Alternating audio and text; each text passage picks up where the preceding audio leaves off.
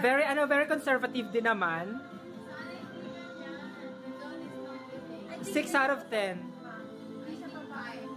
For the sake of, the Cape, 6 out of 10. Actually, hindi ko talaga. 3 yan sa akin. Parang pag yan, choice. Oh my God, Puerto Rico. Teka, ito na. Hindi na naman sa Puerto Rico. Wow. Puto yung Puerto Rico mo. Ay, winter. No, I give it 8. Maganda sana yung grade na naman. Oh, sorry. No. Ah, Hindi na yes, 8 out of 10. 6. Oh my God, next is Atisa. Oh my God. Pero ang cute ng ano niya, ang effect ng grade niya, hindi bumababa. Oh, pang winter. Kasi hindi siya bumababa. Oo. Nakatape yan. Oh my God, Philippines na?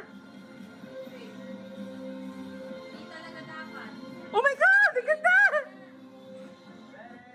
Ay, punyeta. Hindi pala. Oh my God, yun. Venezuela, no. It's Philippines, letter P eh. Atisa, wag kang maglakad. I promise.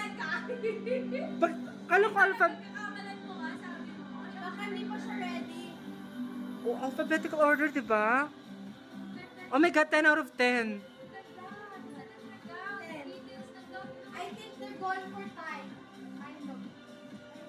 Look at the details. Kaya nga.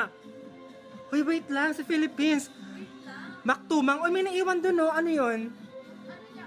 Uy, wag mo na tumingin sa likod. Why? Maganda niya tayo sa Pilipinas.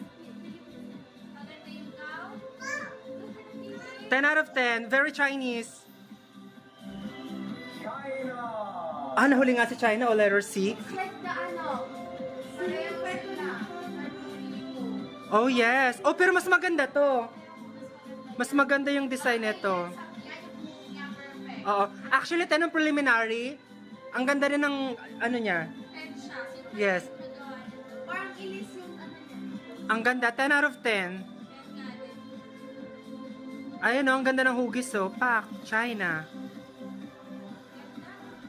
Ganda din ang silhouette dito kasi mas Ay! Philippines, nakita ko! Pagsigawan na yung mga tao eh. Hindi mo mag-video te. Ay! Ay! Oh my God, no! Sabi na eh. Pang Miss Earth. Wait lang, ano yung baba?